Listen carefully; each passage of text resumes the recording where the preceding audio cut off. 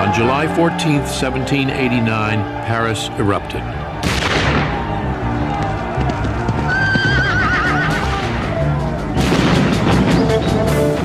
Angry crowds stormed through the streets, crying liberty, equality, brotherhood. France was thrown into turmoil. The monarchy itself tottered on the edge of destruction. A defiant National Assembly challenged the absolute right of the king, stripped nobles and clergy of their ancient feudal privileges, fracturing a social order that had endured for centuries. After years of injustice and inequality, the revolution had begun. It would take years before it would end. As the revolution gained momentum, Bonaparte was serving in the army far from Paris. He distrusted the violent mobs, but welcomed the changes transforming the country. He is certainly not a revolutionary before the beginning of the revolution.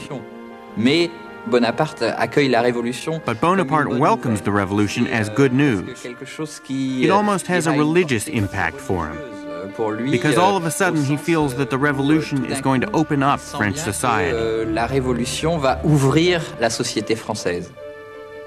L'abolition des privilèges, le fait que la société française ne va plus It would connaître abolish privileges, hiérarchie, put an end to hierarchies and the kind of condescension from which Napoleon had suffered while he was growing up. jeune Napoléon dans sa jeunesse. Bonaparte était un jeune homme Bonaparte de 20 was a man of his times, and to be 20 years old in 1789 is very important. Napoleon's destiny and the destiny of the whole country become the same.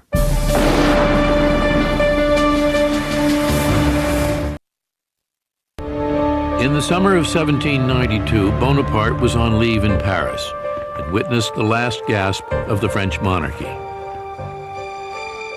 In June, a mob stormed the Tuileries Palace and forced the king to wear the red revolutionary bonnet.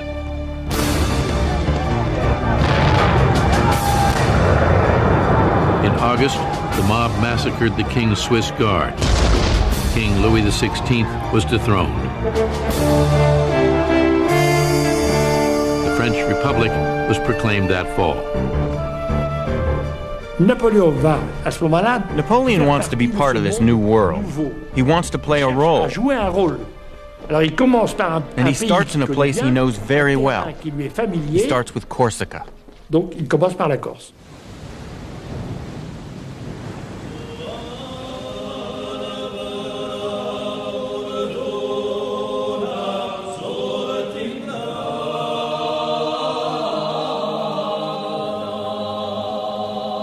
Bonaparte was 23, an idealistic revolutionary, when he took leave of absence from the French army and returned to Corsica.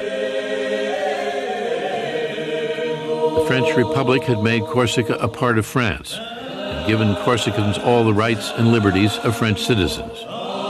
Bonaparte, a lieutenant in the island's National Guard, threw himself into Corsican politics.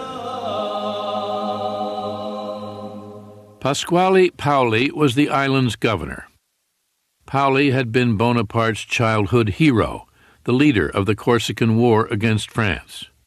Now Bonaparte dreamed of rising to power, standing by Paoli's side. But he would be bitterly disappointed. Paoli did not trust him. A ragazzone inesperto, Paoli called him. A big, inexperienced boy. The Corsican patriot thought Bonaparte too ambitious, too self-centered, too sympathetic to France. Bonaparte and Paoli are on totally different wavelengths. Paoli retains the idea that Corsica should be independent. By this time, Napoleon Bonaparte is perfectly comfortable with a Corsica that is part of revolutionary France.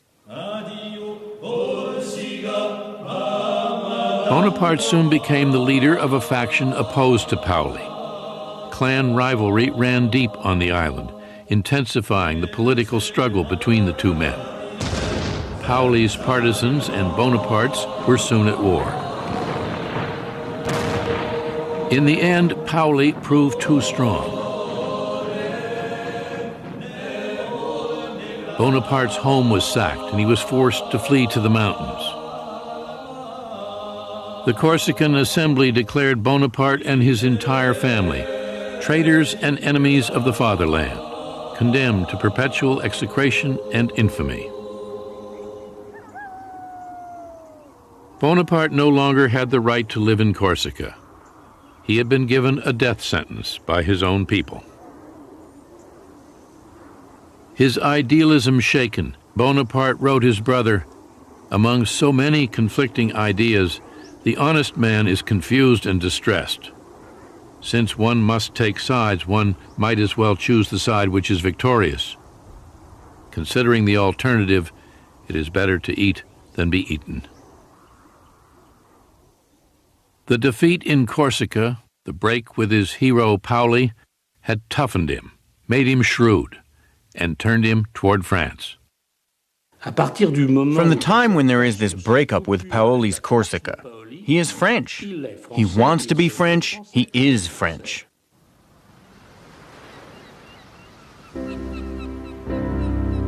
On June 10th, 1793, he set sail for France with his widowed mother, 3 brothers, and 3 sisters. A refugee family, carrying with them all they owned in the world. 24 years old, he was banished from the land of his birth forever.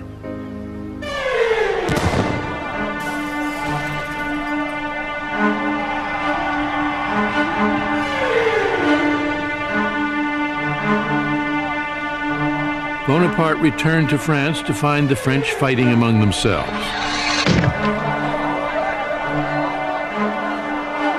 The king had been executed.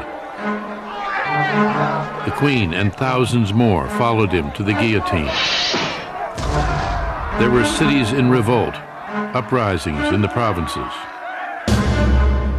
Maximilien Robespierre was in charge now. The austere, moralizing leader suspended the Constitution, vowing to save the Republic from its enemies at any cost. The revolution turned into the Terror.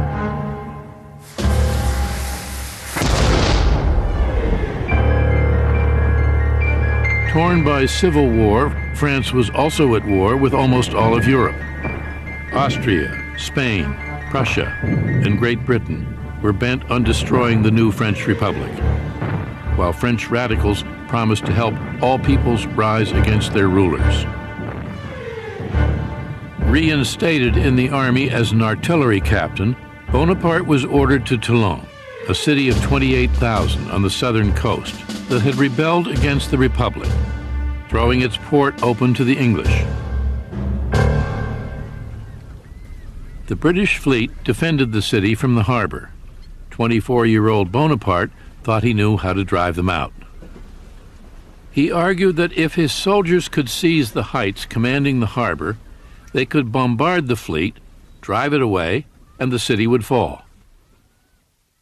It was a simple plan, but none of the generals would listen.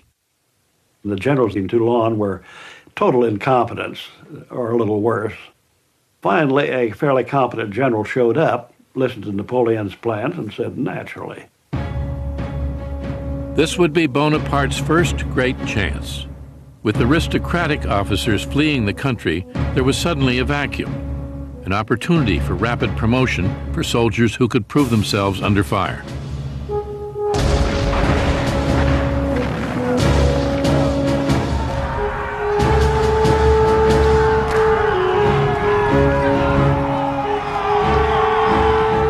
Bonaparte fought bravely, leading his men in the assault on the fort guarding the heights, suffering a wound in the thigh from an enemy bayonet.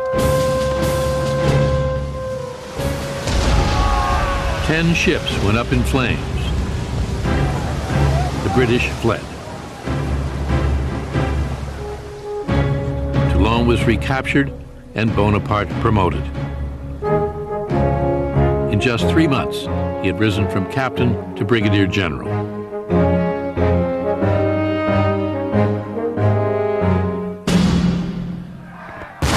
The Republic continued to fight for its life, still clashing with enemies beyond its borders, still in turmoil at home. With France in chaos, threatened on all sides, Robespierre showed no mercy in his efforts to bring about unity and order. Liberty, he said, cannot be secured unless criminals lose their heads. Determined to make his voice heard, Bonaparte wrote a political tract in support of Robespierre. The young soldier hated the terror, but he hated chaos even more. Bonaparte is really a man of order. For him, order has to serve ideals, exactly the idea of Robespierre. It is necessary to suspend liberties in the name of liberty. In order to save liberty, to save the Republic, it's necessary to suspend individual liberties. In the summer of 1794, Robespierre's government fell. Now it was the turn of those who made the terror to die, including Robespierre.